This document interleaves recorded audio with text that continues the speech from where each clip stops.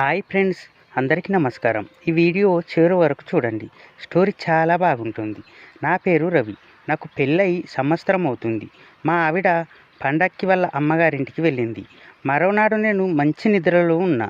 ఇంతలో ఏదో అలికిడికి హఠాత్తుగా మేల్కొన్నాను. కళ్ళు చిట్లించి గోడ గడియారం వంక చూశాను. సమయం 12 దాటింది. నగరమంతా నిశ్శబ్దంగా రాజ్యమేలుతుంది. కిర్రుమని తలుపు తెరుచుకున్న చప్పుడు నాకు మళ్ళీ గుర్తొచ్చింది. అర్ధరాత్రి పూట తలుపు తెరిచిందెవరు? ఇంట్లో అమ్మ నేను తప్ప ఎవరు లేరు. వాచ్మెన్ సెలవు పెట్టి ఊరికెళ్ళాడు. ఇంట్లో ఎవరు లేరని పసిగట్టి ఎవరైనా దొంగలు లోపలికి దూరారా? మెల్లగా బెడ్రూమ్ తలుపు తెరిచి హాల్లోకి తొంగి చూశాను. ఎవరూ కనబడలేదు. హాల్లోంచి అమ్మ గదిలోకి వెళ్ళాను. మంచం పైన అమ్మ కనపడలేదు. బాత్రూంలో కూడా లేదు. ఇల్లంతా వెతికినా అమ్మ కనిపించలేదు. ఈ ఆలోచన రాగానే నా గుండె భయంతో దడదడ కొట్టుకుంది. ఎందుకంటే నేను ఒక్కనే ఉన్నా. పైగా అమ్మ కనిపించడం లేదు. అంతలోనే ధైర్యం కూడగట్టుకొని మెయిన్ డోర్ వైపు చూసా. మెయిన్ డోర్ బోల్ట్ తీసి ఉండటం కనిపించింది. అమ్మ బయటికెళ్ళిందా? ఈ సమయంలో ఆమెకు బయట ఏం పని? నాకేమీ అర్థం కాలేదు. చప్పుడు కాకుండా మెయిన్ డోర్ తెరిచి బయటకు వచ్చాను. ఇంటి ముందు గేటు కొద్దిగా తెరిచి ఉంది. నాకేమీ అంతుపట్టలేదు. అప్పుడే నా దృష్టి పెరట్లో ఉన్న వాచ్మెన్ గదిపై పడింది. ఆ గదిలో లైట్ వెలుగుతుంది.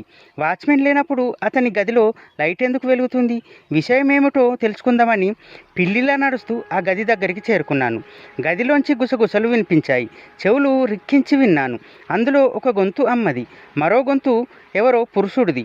నాకు ఆశ్చర్యం వేసింది. గది గోడకున్న చిన్న కిటికీలోంచి రహస్యంగా లోపలికి చూశాను. ఆశ్చర్యంతో నా కళ్ళు విచ్చుకున్నాయి. లోపల అమ్మ పక్కన ఓ అపరిచయ వ్యక్తి కూర్చొని ఉన్నాడు. అతనికి అమ్మ వయసే ఉంటుంది. ఇద్దరూ చేతిలో చేయేసి ఆత్మీయంగా మాట్లాడుకుంటున్నారు. అమ్మ అతని భుజంపై తలవాల్చి తన్మయంగా కళ్ళు మూసుకుంటే అతను ప్రేమగా ఆమె తలని నిమురుతున్నాడు. రాధిక, నిన్ను చూడకపోతే క్షణమొక యుగంలా గడుస్తుంది. అందుకే ఈ టైంలో వచ్చాను అన్నాడు అతను. నా పరిస్థితి అలాగే ఉంది సచిన్. కానీ మనం ఇలా కలుసుకోవడం మంచిది కాదు. నా కొడుకు రవి ఇంట్లోనే ఉన్నాడు. ఈ స్థితిలో వాడు మనల్ని చూస్తే నా గురించి ఏమనుకుంటాడు? కొద్ది రోజుల్లో వాడు బిజినెస్ పని మీద ఊరికి వెళ్ళిపోతాడు.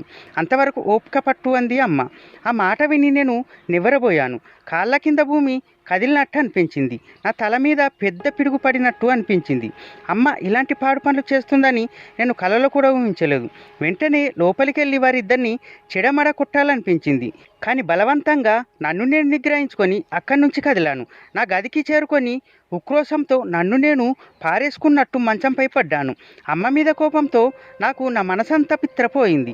చిన్నప్పుడే పోయిన నాన్న ముఖం కళ్ళ ముందు కదలాడింది. అమ్మ వయసు ఇప్పుడు 60 ఏళ్ళు దాటింది. అమ్మ నాన్నలకు నేను ఏకాకి సంతానం. నాకు 10 ఏళ్ల వయసు ఉన్నప్పుడే నాన్న హఠాత్తుగా గుండెపోటు వల్ల చనిపోయాడు. అప్పటి నుంచి అమ్మే నన్ను పెంచి పెద్ద చేసింది. ఓ ప్రైవేట్ స్కూల్లో టీచర్గా పనిచేస్తూ ఇంట్లో ట్యూషన్లు చెప్తూ తీరక వేళల్లో కుట్టు పనులు చేస్తూ నన్ను బీటెక్ వరకు చదివించింది. చిన్న వయసులోనే భర్త పోయినా ఎన్నడూ తప్పుడు పనులు చేయలేదు. పైగా నేను నా క్లాస్మేట్ కవితను ప్రేమించిన విషయం తెలిసినా నన్ను కోప్పలేదు. వెంటనే కవిత తల్లిదండ్రులతో మాట్లాడి మా పెళ్లి జరిపించింది. పెళ్లి తర్వాత నాకు ఢిల్లీలో ఉద్యోగం వస్తే నేను కవిత ఢిల్లీకి వెళ్ళిపోయాం. ప్రతి పండక్కి హైదరాబాద్ వచ్చి కొద్ది రోజులు అమ్మ దగ్గర ఉండేవాళ్ళం. మమ్మల్ని చూసి అమ్మ ఎంతో ఆనందించేది. ఈసారి పండక్కని ఇంటికి వచ్చాం. కానీ ఈసారి అమ్మ నన్ను చూసి మునుపట్ల సంతోషించలేదు. తెచ్చిపెట్టుకున్న నవ్వుతో నన్ను ఆహ్వానించింది. దానికి కారణమేమిటో నాకు ఇప్పుడు అర్థమైంది. ఈ మధ్యనే అమ్మ ఈ వ్యక్తి ఆకర్షణలో పడినట్టుంది. నేను ఆమెకిప్పుడు పానకంలో పూడకల కనిపిస్తున్నానేమో. అందుకే నన్ను చూసి పెద్దగా సంతోషించలేదు. కానీ భర్త పైన 20 ఏళ్ల తర్వాత హఠాత్తుగా ఆమెలో యవ్వనపు కోరికలు ఎందుకు పుట్టుకొచ్చాయి? బాల్యం నాటి కొన్ని విషయాలు నాకు ఇప్పటికీ గుర్తు వస్తున్నాయి. నాన్న రోజు తాగి ఇంటికి వచ్చేవాడు. అమ్మతో పోట్లాడి ఆమెపై చేయి చేసుకునేవాడు. ఆయన ఎందుకలా చేసేవాడో నాకు అప్పుడు అర్థం కాలేదు. కానీ ఊహ తెలిసాక ఆ విషయం కొద్దిగా బోధపడింది. అమ్మకు నానంటే ఇష్టం లేదు. బలవంతంగా ఆయనతో సంసారం చేసేది. రాత్రిళ్ళు ఆయన గదిలో పడుకోకుండా నా దగ్గరికి వచ్చి పడుకునేది. అది భరించలేక నాన్న తాగొచ్చి అమ్మని కొట్టేవాడు. భార్య తనని ప్రేమించడం లేదనే బాధతో ఆయన తాగుడికి బానిసై ఉండొచ్చు. అదే నిజమైతే అమ్మ చేతులారా తన సంసారాన్ని పాడు చేసుకుందని అనుకోవాలి. తాలి కట్టిన భార్య ఆదరించకపోతే ఏ మగాడైనా ఎలా తట్టుకోగలడు? మితిమీరిన తాగుడు వల్ల చిన్న వయసులోనే చనిపోయాడు.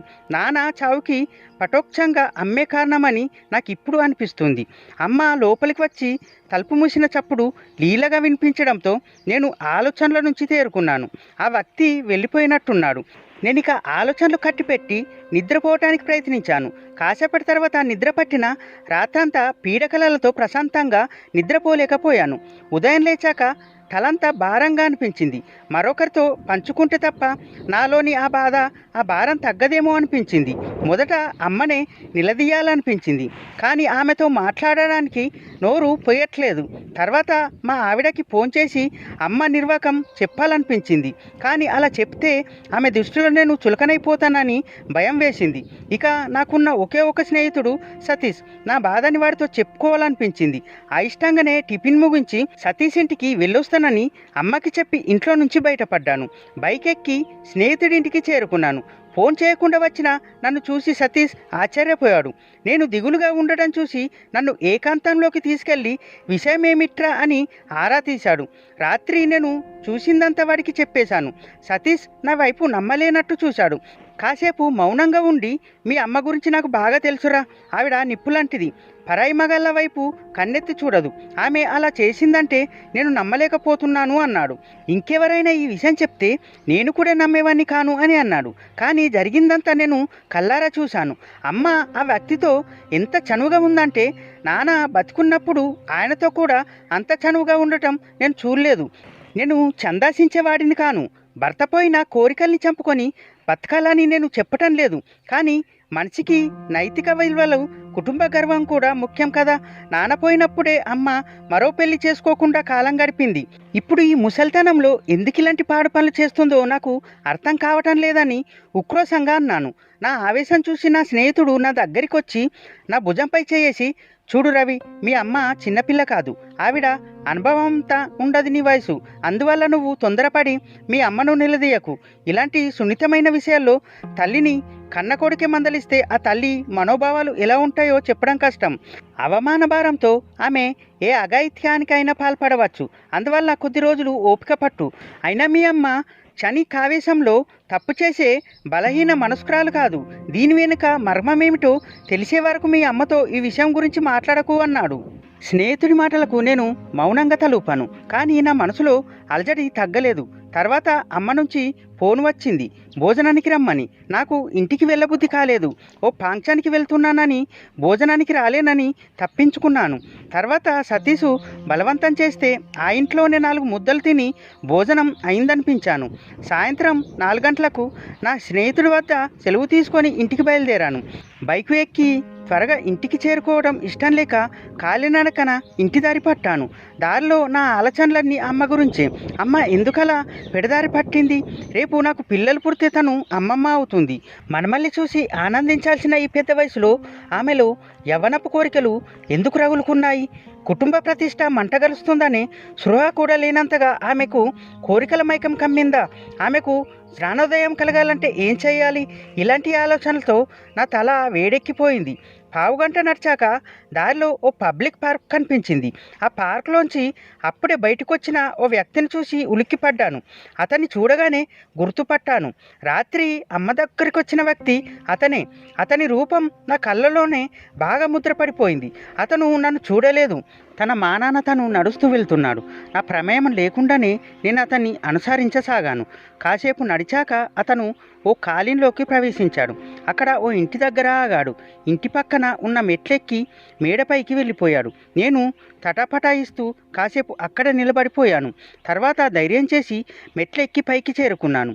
చుట్టూ అల్లుకున్న మల్లెతీగలు, పూల కుండీలతో అందంగా ఉన్న బాల్కిన్ దాటి తలుపు దగ్గరికి చేరుకున్నాను. సంకోచిస్తూ లోపలికి తొంగి చూశాను. హాల్లో ఎవరు లేరు. వంటింట్లో నుంచి టీ ఉడుకుతున్న సూచనగా కమ్మటి వాసన వస్తుంది. ఆ వ్యక్తి కిచెన్లో ఉన్నాడని నాకు అర్థమైంది. నా అడుగుల చప్పుడు విని వంటింట్లో నుంచే ఎవరు అని అడిగాడు ఆయన.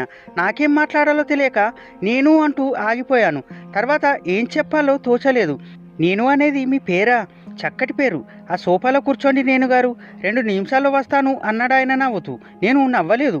హాల్లో సోఫాలో కూర్చొని అతని కోసం ఎదురు చూడసాగాను. కాసేపట్లో ఆయన ట్రేలో 2 టీలు తీసుకొచ్చాడు. నన్ను మాట్లాడనివ్వకుండా టీ కప్పుతో పాటు నీళ్ల గ్లాసు అందించాడు. దాహంగా ఉండడంతో నీళ్లు తాగి మొహమాటానికి టీ ఒక్క గుక్క తాగాను. టీ అద్భుతంగా ఉంది. నా ప్రమేయం లేకుండానే టీ మొత్తం తాగేశాను. చిటికెలో నా అలసట అంతా ఎగిరిపోయింది. ఇప్పుడు చెప్పండి, ఎవరు నువ్వు? నాతో నీకేం పని? టీ తాగాక అడిగాడాయన. నేను చెప్పటానికి తటాపటాయించాను. ఆ వ్యక్తి నా ముఖాన్ని దీక్షగా చూశాడు. అంతలో ఆయన కళ్ళు మెరిశాయి. నువ్వు రాధిక కొడుకువి కదూ అని అడిగాడతను. అవును, నిన్న అర్ధరాత్రి మీరు మా ఇంటికి రావటం నేను చూశాను. నా మాటలో హెచ్చరిక దన్వించింది. ఆయన ఆశ్చర్యపోయాడు. ఈ విషయం మీ అమ్మకి చెప్పావా అని ఆయన నిశ్చితంగా ఆత్రంగా అడిగాడు. చెప్పలేదు అని అన్నాను. మంచి పని చేశావంటూ ఆయన ఊపిరి పీల్చుకున్నాడు. ఆయన ధోరణి నాకు అంతుపట్టలేదు. అసలు మీరెవరు? మా అమ్మకు మీకు ఏమిటి సంబంధం? ఈ వయసులో ఇలాంటి పనులెందుకు చేస్తున్నారు అని నిష్ఠూరంగానే అడిగాను. ఆయన ముఖంలో నాకు ఎలాంటి భావం కనిపించలేదు. ఓసారి దీర్ఘంగా నిట్టూర్చి కుర్చీలో వెనక్కి వాలి చెప్పడం మొదలెట్టాడు. చూడు బాబు, నా పేరు గోపాలరావు. అంతా అనుకున్నట్టు జరిగి ఉంటే నీకు తండ్రి స్థానంలో ఉండేవాణ్ణి. 30 ఏళ్ల క్రితం మీ అమ్మ రాధిక నేను గాఢంగా ప్రేమించుకున్నాం. ఇద్దరం పెళ్లి చేసుకోవాలనుకున్నాం. రాధికని మీ నాన్న కాంతారావు కూడా ప్రేమించేవాడు. అతను మీ అమ్మకి మేనత్త కొడుకు. బాగా డబ్బున్నవాడు, జల్సారాయుడు. మీ అమ్మకి అతనంటే ఇష్టం లేదు. ఎట్టి పరిస్థితుల్లోనూ అతన్ని ఆమె పెళ్లి చేసుకోనని ఆమె తన తల్లిదండ్రులతో కరాఖండిగా చెప్పేసింది. రాధిక తనని ఇష్టపడకపోయినా ఆమెనే పెళ్లాడాలని కాంతారావు పంతం పట్టాడు. తర్వాత ఏం జరిగిందో తెలియదు. ఓ రోజు హఠాత్తుగా రాధిక నా దగ్గరకు వచ్చి తను చెప్పినట్టు చేయమని నా చేత ఒట్టు వేయించుకుంది. ఆ తర్వాత ఆమె కోరింది విని నా గుండె బద్దలైంది. పెద్దల అభిష్టం మేరకు తను కాంతారావునే పెళ్లాడతానని తనని మర్చిపోయి మరో మంచి అమ్మాయిని పెళ్లి చేసుకోమని నన్ను కోరింది. హఠాత్తుగా ఆమె ఎందుకు మనసు మార్చుకుందో ఎంత అడిగినా చెప్పకుండా వెళ్ళిపోయింది. ఆ తర్వాత కొద్ది రోజుల్లోని హడావిడిగా కాంతారావుతో ఆమె పెళ్లి జరిగిపోయింది. చిన్నప్పుడే తల్లిదండ్రుల్ని కోల్పోయి ఏకాకిగా జీవిస్తున్న నేను రాధికని నా సర్వంగా భావించాను. ఆమె లేని జీవితాన్ని ఊహించలేకపోయాను. జీవితంపై విరక్తి పుట్టి ఆత్మహత్య చేసుకోబోయాను. ఓ పెద్ద మనిషి నన్ను రక్షించాడు. మానవ జన్మలోని పరమార్థాన్ని బోధించాడు. ప్రాణత్యాగం చేయాలనుకుంటే ఓ మంచి పని కోసం నీ ప్రాణాన్ని త్యాగం చెయ్యి అని సలహా ఇచ్చాడు. నేను వెంటనే సైన్యంలో చేరాను. సరిహద్దుల్లో నా ప్రాణాన్ని లెక్క చేయకుండా శత్రువులతో పోరాడాను. ప్రకృతి వైపరీత్యాల్లో నా ప్రాణాన్ని పణంగా పెట్టి అభాగ్యుల ప్రాణాల్ని కాపాడాను. నాలోని నిరాశ నిస్సహాయాలే ధైర్య సాహసాలుగా మారాయి. ఎందుకు పనికిరాదనుకున్న నా ప్రాణమే ఎంతోమంది ప్రాణాన్ని కాపాడడానికి పనికొచ్చింది. నేను దేశసేవ చేయడానికి దేవుడు నా ప్రేమను నాకు దక్కకుండా చేశాడనిపించింది. సైన్యం నుంచి రిటైర్ అయ్యాక కూడా నేను దేశంలోని వివిధ ప్రాంతాల్లో సమాజ సేవ చేస్తూ జీవించాను. వయసు మీద పట్టాక స్వంత ఊరి మీద మనసు మళ్ళింది. ఈ మధ్యనే ఇక్కడికి వచ్చి నివాసం ఉంటున్నాను. ఓ మార్నింగ్ వాక్ నుంచి తిరిగి వస్తుండగా మీ అమ్మ నాకు ఎదురైంది. 30 ఏళ్ల తర్వాత మేము ఒకరినొకరు గుర్తుపట్టామంటే అది మాలోని గాఢమైన ప్రేమకు నిదర్శనం. ఒకరికొకరు గుర్తుపట్టాక మాలో చెలరేగిన మనోభావాల్ని, భావోద్రేకాల్ని వర్ణించడానికి తెలుగు భాషలో పదాలు చాలవు. చాలాసేపు మాట్లాడలేకపోయాం. మా గుండెలు గొంతుల్లోకొచ్చి మాటలకు అడ్డుపడ్డాయి. మా కన్నీళ్ళే పరస్పరం మాట్లాడుకున్నాయి. తర్వాత మేము పక్కనే ఉన్న పార్కులోకి వెళ్ళి కూర్చొని గంటల తరబడి మాట్లాడుకున్నాం. 30 ఏళ్ల క్రితం ఏ పరిస్థితిలో తను కాంతారావుని పెళ్లి చేసుకోవాల్సి వచ్చిందో అప్పుడే మీ అమ్మ బయట పెట్టింది. ఆ రహస్యం తెలిసాక నా గుండె మరోసారి బద్దలైంది. మీ నాన్న ఎంతటి దుర్మార్గుడో తెలిసింది. అతను రాధికని స్వంతం చేసుకోవటానికి నీచమైన పన్నంగం పన్నాడు. ఓ రోజు రాధిక ఇంట్లో ఒంటరిగా ఉన్న సమయం చూసి ఇంట్లోకి దూరి ఆమెను బలాత్కరించాడు. తర్వాత పెద్దవాళ్ళ కాళ్ళవేళ పడి కన్నీరు కారుస్తూ చానిక వేషంలో తప్పు చేశానని, తన తప్పు దిద్దుకోవటానికి రాధికని పెళ్లి చేసుకుంటానని అన్నాడు. రాధిక అతనిపై పోలీసు కంప్లైంట్ ఇవ్వాలనుకుంది. కానీ అలా చేస్తే కుటుంబం పరువు పోతుందని, చెల్లెళ్ళ పెళ్లిళ్ళు కావని తల్లిదండ్రులు ఆమెకి నచ్చచెప్పారు. అందరి మేలుకోరి కాంతారావుని పెళ్లి చేసుకోమని చెప్పారు. మీ అమ్మకు మరో దారి కనబడలేదు. పైగా మాలినమైన శరీరంతో నన్ను పెళ్ళాడడం ఇష్టం లేక నాతో తెగతెంపులు చేసుకొని ఆ పెళ్లి చేసుకుంది. ఆ మాటలు విని నా గుండెల్లో అగ్నిపర్వతాలు బద్దలయ్యాయి. ఇంతవరకు అమ్మ తన గతం గురించి నాకెన్నడూ చెప్పలేదు. ఆమె జీవితంలో ఇలాంటి విషాదం దాగి ఉందని నేను ఊహించలేదు. కలలో కూడా ఇన్నాళ్ళు భార్య నిరాదరణకు గురైన దురదృష్టవంతుడిగానే నాన్నని భావించాను. నిరాశ నిస్సృహల వల్ల తాగుడికి బానిసైపోయిన ఒక మంచి మనిషి అనుకున్నాను. నాన్న గురించి నేను ఇలా ఆలోచించడానికి కారణం కూడా అమ్మ ఔదార్యమే. తండ్రి దుర్మార్గుడని తెలిస్తే నేను ఎక్కడ న్యూన్యత భావానికి గురవుతానని ఆ వాస్తవం నాకు తెలియకుండా జాగ్రత్త పడినట్టుంది. మనసులో ఎంత బాధ ఉన్నా మౌనంగా భరిస్తూ నన్ను పెంచి పెద్ద చేసింది. ఇప్పుడు వాస్తవం తెలియడంతో నా దృష్టిలో అమ్మ వ్యక్తిత్వం హఠాత్తుగా హిమాలయాలంతా ఎత్తుకు పెరిగిపోయింది. ఇంతసేపు ఆమె గురించి చెడుగా ఆలోచించినందుకు నన్ను నేను తిట్టుకున్నాను. నేను మౌనంగా ఉండడం చూసి ఆయన మళ్ళీ అన్నాడు, చూడు బాబు, తనకు జరిగిన అన్యాయం గురించి ఎవరికి చెప్పొద్దని మీ అమ్మ నన్ను కోరింది. కానీ ఆమెకున్నంత సహనం నాకు లేదు. అందుకే ఆ బాధ నా గుండెల్లో దాచుకోలేక నిజం కక్కేశాను. ఎందుకంటే దేవత లాంటి మీ అమ్మని నువ్వు అపార్థం చేసుకోవటాన్ని నేను తట్టుకోలేను. అందుకే మీ అమ్మకిచ్చిన మాట తప్పాను. మీరు వాస్తవం చెప్పి నా కళ్ళు తెరిపించారు. లేకపోతే నిజంగానే నేను అమ్మని అపార్థం చేసుకునేవాడిని. అమ్మ జీవితంలో ఇంతటి విషాదం దాగి ఉందని నాకు తెలియదు. ఆ కాలంలో పరువు కట్టుబాట్ల పేర్లతో పెద్దవాళ్ళు అమ్మ గొంతు కోసారు. నాన్న చేసిన తప్పుకి అమ్మని శిక్షించారు. 30 ఏళ్ల క్రితం అమ్మ తరపున పెద్దలు చేసిన తప్పుని ఇప్పటికైనా సరిదిద్దాలి. ఆ పని నేనే చేస్తాను. మీ ఇద్దరిని మళ్ళీ కలుపుతాను. ఓ పీడకలగా భావించి మీ గతాన్ని మర్చిపోండి. ఇద్దరూ నిర్భయంగా పెళ్లి చేసుకోండి. మీకు అండగా నేనుంటాను. సంఘానికి సమాజానికి భయపడవలసిన పని లేదు. మనుషులు సంతోషంగా జీవించడానికే కట్టుబాట్లు పుట్టాయి తప్ప కట్టుబాట్ల కోసం మనసులు పుట్టలేదు. ఇప్పుడు మీరు అర్ధరాత్రి పూట దొంగచాటుగా కలవాల్సిన అవసరం లేదు. ఇద్దరు పెళ్లి చేసుకొని స్వేచ్ఛగా సంతోషంగా కలిసి జీవించండి. మీరిద్దరు చేసిన త్యాగాలకు ఆ మాత్రం ప్రతిఫలం దక్కకపోతే ఇక లోకంలో మంచితనానికి విలువే ఉండదు.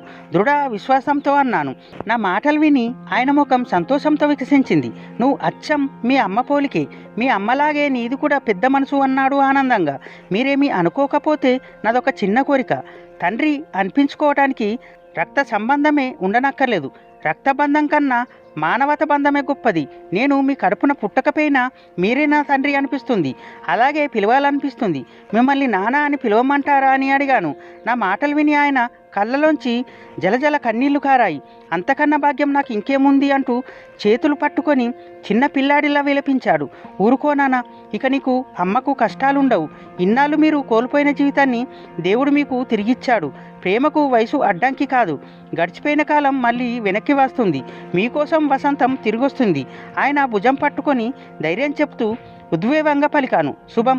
ఓకేనండి. మా వీడియో కనుక మీకు నచ్చినట్లయితే వీడియో చూసి వెళ్ళిపోవడం కాదండి బాబు, సబ్స్క్రైబ్ చేసుకొని వెళ్ళండి. బెల్ ఐకాన్ ఆన్ చేయండి. ఎందుకంటే నేను పెట్టే ప్రతి ఒక్క వీడియో మీకు నోటిఫికేషన్ వస్తుంది. అలాగే లైక్, షేర్ మరియు కామెంట్ చేయడం మర్చిపోకండి. మరొక మంచి వీడియోతో మళ్ళీ కలుద్దాం. Bye bye.